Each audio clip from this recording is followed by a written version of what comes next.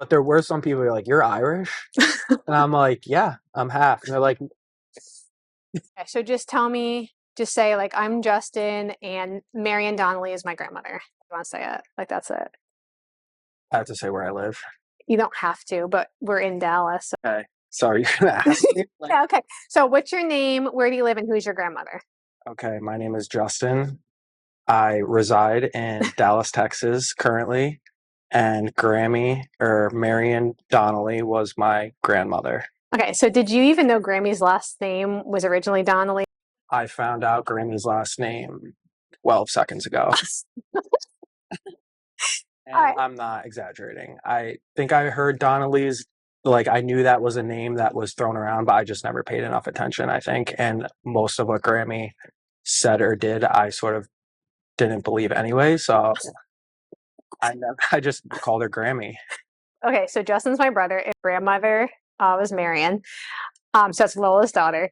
And Grammy was growing up, I realized that she was not like other grandmothers, but I didn't really know why. It's like she was super fun. I thought really beautiful, but like she also there was just something not the same.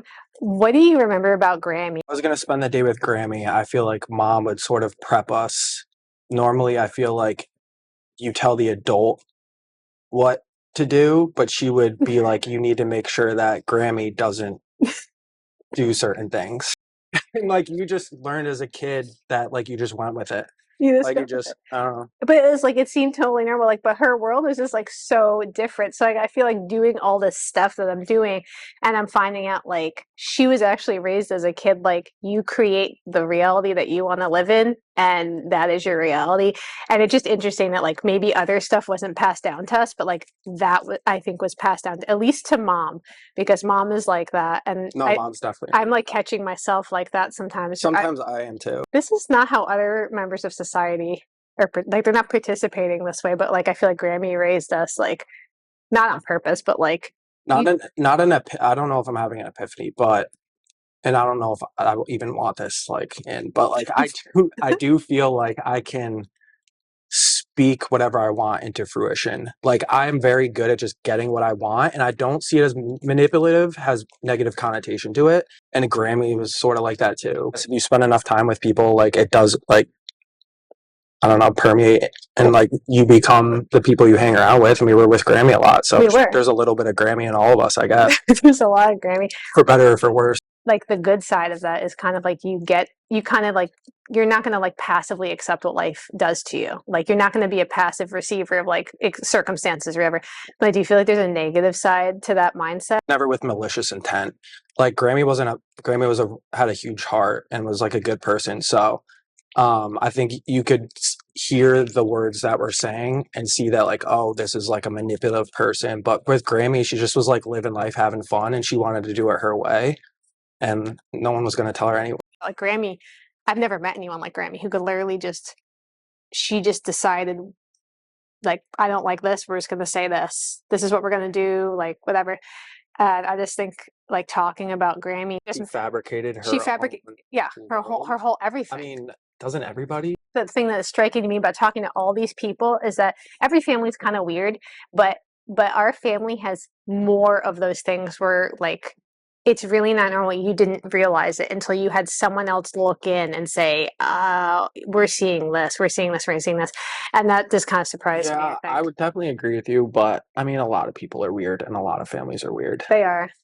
Like, They are I weird. think everyone is a unique weirdness, but the older you get, you realize a lot of families are jacked up. That's true. So I don't know. Maybe there's a lot of Grammys out there.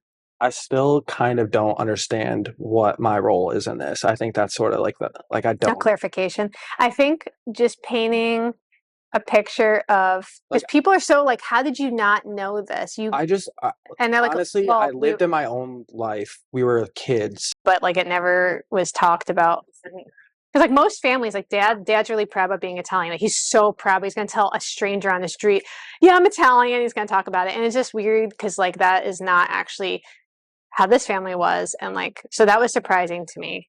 You know, Again, I don't know if this is good for camera, but the way that I perceive this family, I think as far as the kids go, it probably you can't keep everything under wraps. It trickled out. The thing that I took away from it was I just think because this is what the way that it affects me is mom. It all comes back to mom, like for me. Yeah. Like whatever the family history, like how she grew up, like all the different things Grammy did, Lola, like it all like that maybe is that's like the origin story is Lola, right? So then whatever came from Lola to Grammy to like mom, it is kind of like rocking your world a little bit when everything you thought was real isn't real. Our dad's Italian. We were raised in that.